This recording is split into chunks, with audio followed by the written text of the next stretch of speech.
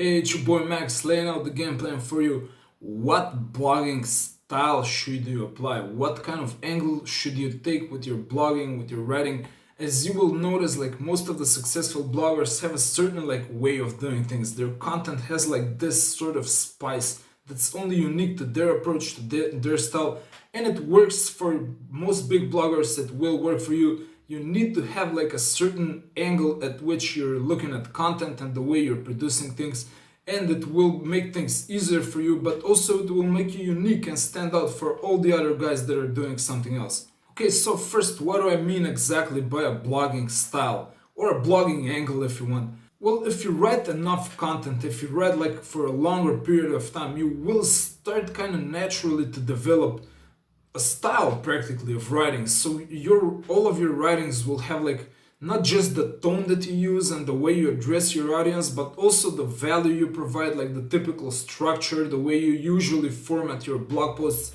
And this in time will start to become your blogging style, your blogging angle. But also even more importantly, you will start seeing what works. So for example, let's say you've written like your first 30 articles ever, and let's say like 10 of them are gonna start ranking like close to the top, or maybe even number one on Google. Well, out of those 10, you will probably notice that there's probably usually at least like three different patterns that all of your articles follow, and these are like your angles basically. So let's go over some of the most common angles that bloggers usually take on and what can work best for you. You should be able to find a style that's not gonna require like a lot of effort from you to produce. Typically, ideally, you want it to require as little effort as possible, and at the same time, you should be able to output good quality with that kind of angle. So the first blogging angle, and this is what I usually recommend for people that can afford to do this, is to blog from the perspective of an expert. Obviously, you will have a huge advantage if you take on this approach because, well, not only people trust you, but search engines trust you, and over time, like you start to become this larger and larger authority in your niche, and people just like look up to you, and whenever they see your content, they know it's like it comes from like first-hand experience. You've used the products you review, you've used the services you talk about, and the best news here is this is applicable to every single topic. I don't believe you can find a niche where like expert content will not outrank pretty much every single content out there. Now, the problem here is that expertise takes a lot of time to develop, and a lot of bloggers, especially new ones, will not have that expertise handy. You should be aiming to get there over time. You should aim to reach expertise in your niche, but when you're starting out, you will probably not have that. And don't worry, we have the next angle covers how to deal with this. But obviously, if you are an expert on a topic, you will have an enormous advantage over pretty much everyone who's not there, and you will be on par with everyone who's like basically another expert on the topic as well. Besides being an expert, what I mean here is like actually having hands-on experience with for the things you talk about. For example, like product reviews or maybe even like software reviews. You want to show people some proof, like a photo or a video, that you've actually used the product for a certain amount of time and you know what you're talking about. You're not just like reading the specs of the manufacturer's website or the online store and just like regurgitating the information and restyling it. That can work in some ways, and we're gonna talk about how to do that. That still brings value to your audience, but it will always rank behind like expert content. And I don't want you to get the wrong idea here. You don't really have to be an expert to rank. In fact, we've seen like the opposite happen many times. But over the long run, it's certainly the best way to go. And there's one little interesting hack I want to mention here that might help with this. I like to call this complementary skill or expertise. So, for example, I'm primarily a developer. I'm a software engineer. And when I shifted into digital marketing, obviously I was no expert at all. I barely knew anything. However, there are some areas of overlap. You obviously need to code when doing some things custom on your website. You may run into some things into WordPress that will require some coding, and I can be useful to my audience in that way. I can provide some of those like guidances when it comes to coding related to digital marketing. So I have like one of the few apps in the top for the digital marketing area, both on iOS and Android, and people love them because, well, I found a way to to find the cross section between the two areas I'm familiar and passionate about, which are digital marketing and programming. So that's another way you can also use like a skill you have from another domain to bring value to an audience in another niche. And that's one of my favorite hacks. It can work extremely well for some niches and other useful modern skills as well. Okay, the next best way to go about picking your blog angle is to create long, useful, informative content.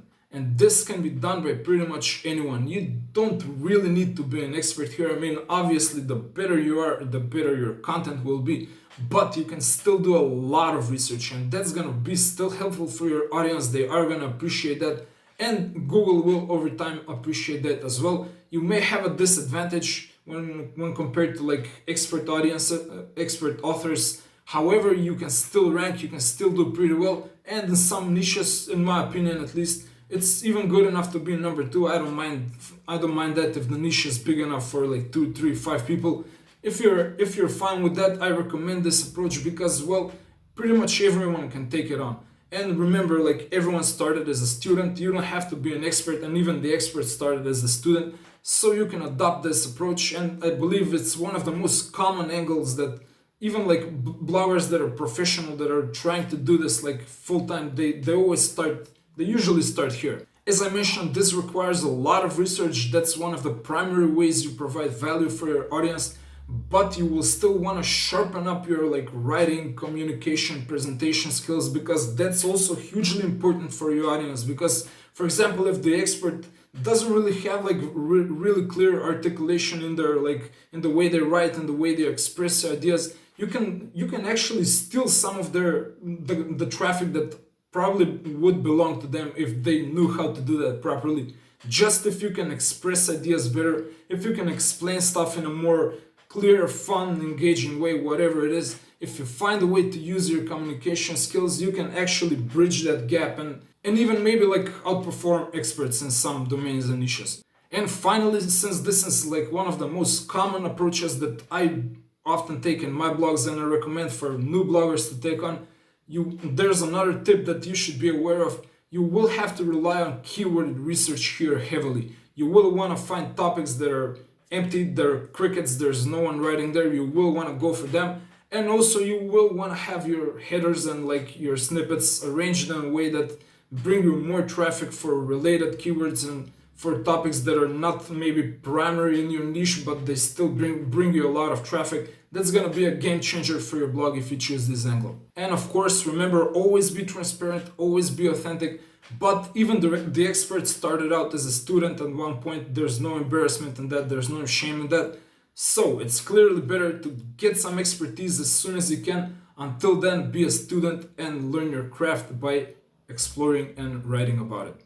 Now, blogging angle number 3 is mostly focused on building backlinks and building authority for your blog. This approach is still very viable, very lucrative, but there is one major downside to it that I really don't like, and that's why I don't recommend it often to people. And that's because I believe search engines are trying to move away from giving so much importance to backlinks and to authority. I mean, they're still nowhere even close to that. They're probably gonna take like years, maybe even decades before they get there. But they are trying to move away from that. And I believe as content creators, we should be trying to move away from that paradigm as well and focus mostly on content quality. That's why I primarily don't recommend this to beginners especially. And also it's another skill set that you will have to learn. It takes a lot of time, it takes a lot of outreach, or rather a lot of rejections that are not gonna be easy on beginners. And I don't like for people to get demotivated like so soon. It's better to just start blogging and learn that skill, and then maybe start worrying about building backlinks. That's usually the approach I recommend. There is one interesting like twist in your blogging life cycle. Let's say, I believe there comes a point where, let's say after you've written like maybe 150 articles, then it becomes more valuable for you to probably pursue like one backlink from a high authority domain or a website in your niche. And that's gonna bring more value objectively than like cranking out another run-of-the-mill blog post. still gonna bring value to you, obviously, but it's not gonna be as good as like a high domain authority, a high authority backlink. And in fact, for some of my blogs, I've started to adopt this approach more and more. As soon as I reach a point of like I have a lot of content that I think it's pretty good and some of it is starting to rank, I'm confident that I can start going after some high authority backlinks, and usually you will see that the success rate is better as well. And all of that like combines and starts to snowball, and it builds up your blog even more. So this is pretty good for like intermediate to advanced bloggers, but I wouldn't recommend it necessarily for beginners. Save it for a later point in your blog. Now the fourth angle that's pretty important today, I believe, is to have a YouTube channel support your blog. This is a very powerful combination, and I think this is probably the way forward also for most of us guys. In fact, I believe this combined with the number two of writing long blog posts and then creating short YouTube videos that summarize them, that like further solidifies your authority. Because we often see like in the Google search results, especially lately, like there's a lot of YouTube videos in the top. And usually the channels that even produce like those YouTube videos are the same people behind the blogs that also like rank on top. They always have like the number one and the number two spot, which is like a clear domination in the niche. That's what we're all dreaming of. That's where we should be headed. So I highly recommend this approach. And I know what you might say here. I suck on camera. I don't wanna film myself. I hate this. Well, you're speaking to like a major introvert here. If I could do it, I promise you could also do it. And I guarantee you that for pretty much every excuse you can think of, I can find you probably like 10 people that are overcoming that excuse or shortcoming and are having like major success with YouTube. Like, I don't know, people often say I don't have an equipment. Well, this is my equipment. Like, this is a phone and the sticky thing like holding it. That's it. This phone was practically free. I mean, obviously the lighting, the view, the sound is not as good, but people will still watch this. My channel will still grow, and this only takes me like 1 hour from start to finish, from like pressing the record button to pushing the publish button on YouTube to have the content out there and for people to watch and start trusting me more as an authority in the niche. So I cannot overstate that. You should overcome that excuse. Another one that I've seen like pop up often is like, I'm shy. Well, that's not an excuse. I'm sorry, but you'll have to overcome that. That's not something you have no control over. Just get in front of the camera 1, 2, 3, 5 times. You will start improving. I mean, you can probably even see if you watch my earlier videos, I probably have like a slight improvement curve, at least in my viewing. That's always gonna be the case for everyone, especially newer bloggers. You will improve, and after like a certain point you will be even natural. You will even start to like doing this. I promise you, this is super fun. So if you have fears about that, overcome them. I promise you the results will be very worth it. And some people say like they cannot face the criticism. Well, I'm sorry, that's not an excuse neither.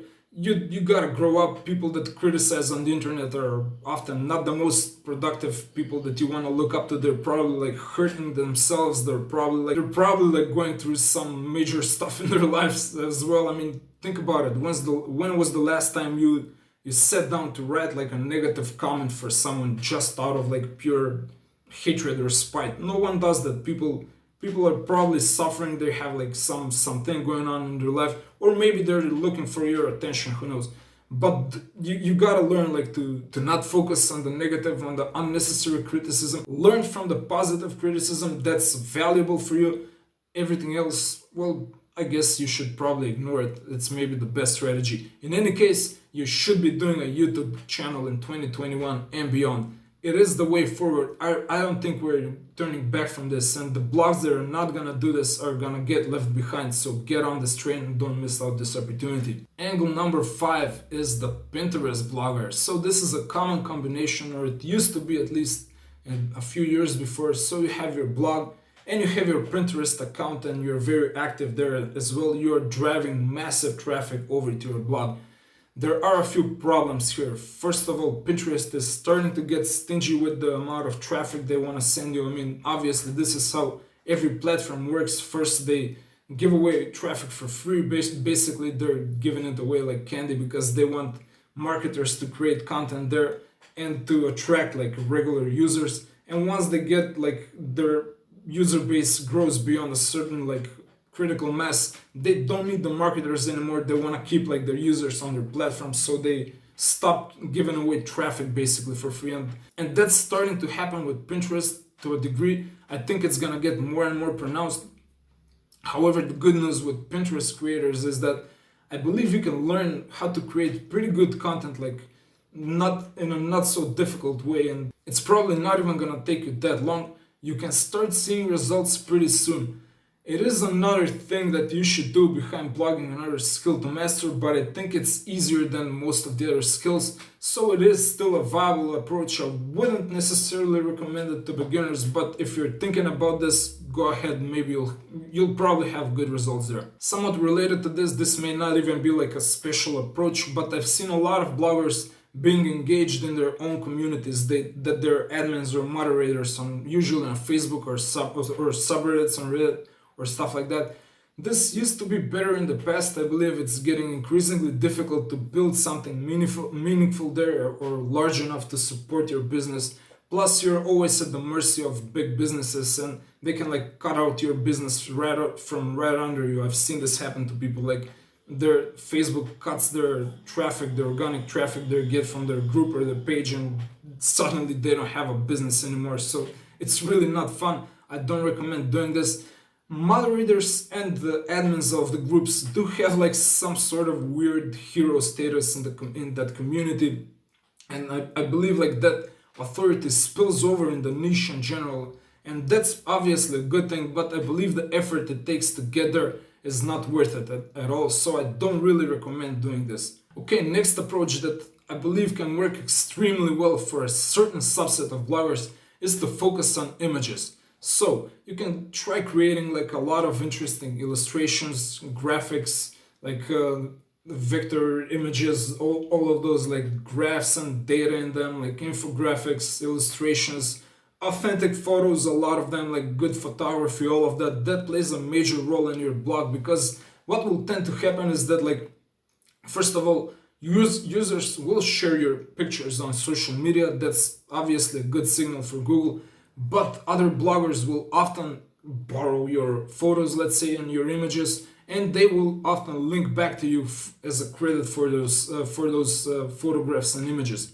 And that's a good thing, because you build backlinks pretty much passively. You just put out your cool images on your website, other bloggers like them, and they reach out to you and they link back to you. Builds SEO, builds link, it's amazing. But you need to be pretty good, I would say, at design and stuff like that. I'm terrible at that, so I barely even do it.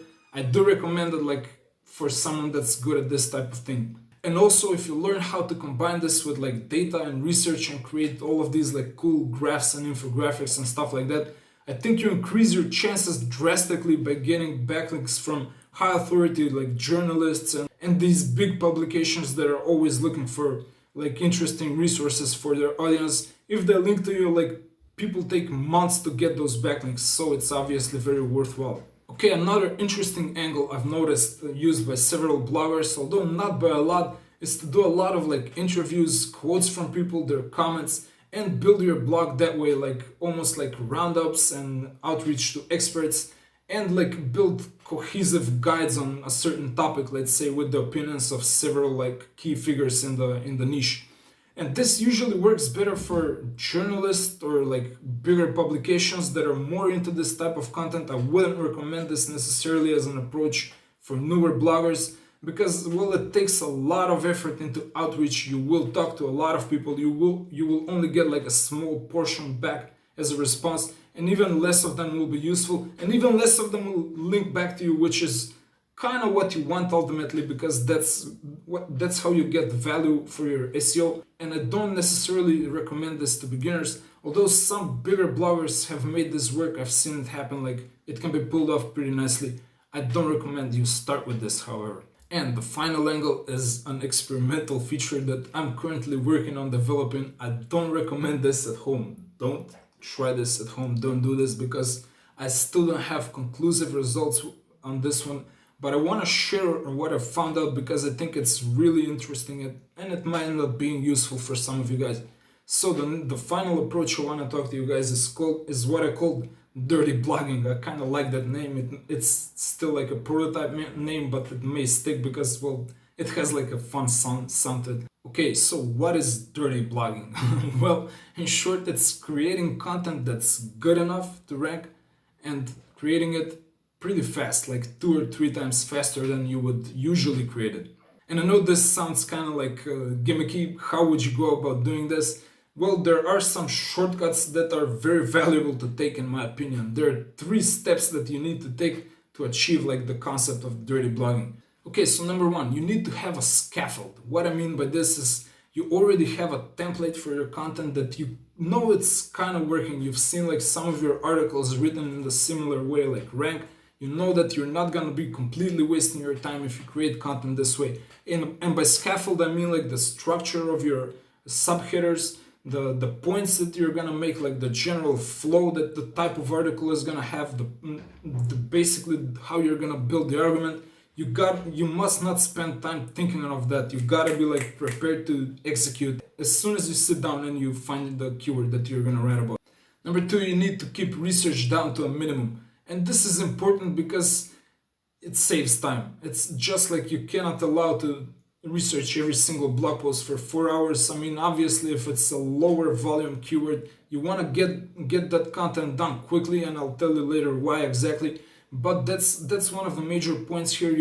You kind of know a lot of the topics, so you don't necessarily like need to do a lot of research. You just type off the top of your head. You may make some mistakes. I urge you to not make big mistakes, especially when it comes to like the important data points and stuff like that. But some minor mistakes that are not really gonna play a role in your customers, in your readers' lives, those are acceptable. Plus, you will come back to fix them later. Speed is key here, so that's what you're focusing on. And key number 3 to dirty blogging is to keep editing at a minimum. So this is probably the number 1 reason why I started to blog like this. I've had pretty good success with it, so it started to grow as a concept for me. But I started out purely out of hatred for editing, because I hate editing. I really don't like doing that. And I discovered that if I almost skip that process entirely, if I just like do a quick run with Grammarly to correct for grammar after every article I read, I can still rank like pretty well. And given the amount of time I save, I think it's like a good trade-off. Now, there are 3 caveats that you should be aware about if you're thinking about trying this like dirty blogging concept. So number 1, you need to be an expert of your field, or at least like pretty knowledgeable, so that you don't really have to do the research. If you have to do the research, this won't work, and you will just probably end up saying like stuff you don't know anything about that's not going to be useful to anyone, and you will not get fired that way, I believe. Number 2, you kind of need to be a decent writer as well. You don't need to be like Hemingway, but the better you write, the less mistakes you will make, the less editing you will need later. And that's pretty good, both short-term and long-term. So in summary, this isn't like very good for beginners, but I think that intermediate bloggers that already have like some patterns, some styles developed, they may try to toy around with this idea to cut down on the editing and the research and focus on publishing content faster. Why is the critical question that you may be asking? Well, because as I've said in other articles and videos, I really don't think you can rank today with a small amount of content. I really don't think that the 30 article blogs are gonna have any future whatsoever. You will have to do like 100, 150 articles for most niches. You will need a lot of content before Google starts trusting your blog. So I recommend you get there faster. You will also learn faster. You will start earning money faster. And I really think like the content quality doesn't really matter all that much in the beginning. I would take like 2.5, 3 solid, decent articles over 1 perfect one any day of the week. And that's why I recommend like intermediates and advanced bloggers try this out. Now, the biggest downside here is that obviously you have to go back to that content and edit it at some point. You can't leave it like with some possible mistakes in there. You don't want to do that. And that may take some additional time, but still, when you go back and edit your content with a fresh set of eyes, like after a certain amount of time has passed, you will need like, ironically, you need less attention and you will get it done faster. So I think this approach might save a lot of time in the long run. So as I said, this is probably like not for everyone, and this is still experimental. This isn't like proven theory like the next blogging framework. It's just something that I'm playing around with, but I'm seeing pretty good success, and I think some others might learn something from it as well. Plus, if you're already like intermediate, you will have a lot of these tools in place. You will have the writing skills, you will have the expertise. You can maybe start playing around with this idea and see if it works for you as well. Okay, those are the best blogging angles that we know today. Try out one of them. If you're asking me which one should you take as a beginner, I would probably say, well, if you're an expert in a field, obviously adopt that angle. That's gonna be like the most competitive one. Nobody's gonna be able to outcompete you. The best they can do is like be a match for you. But as most of us aren't there yet, as most of us are not really experts on the niches we blog about, I recommend trying to go with a longer, detailed, useful content that's valuable to your audience, deeply researched, and try to put in a YouTube channel in there, because I believe it's like asymmetrically valuable to the amount of value it brings to your brand. Okay, so I know you like this type of stuff. Hit the like button to show me some love. Subscribe to this channel because we have a lot more good stuff coming. I'll see you in the next video. Done.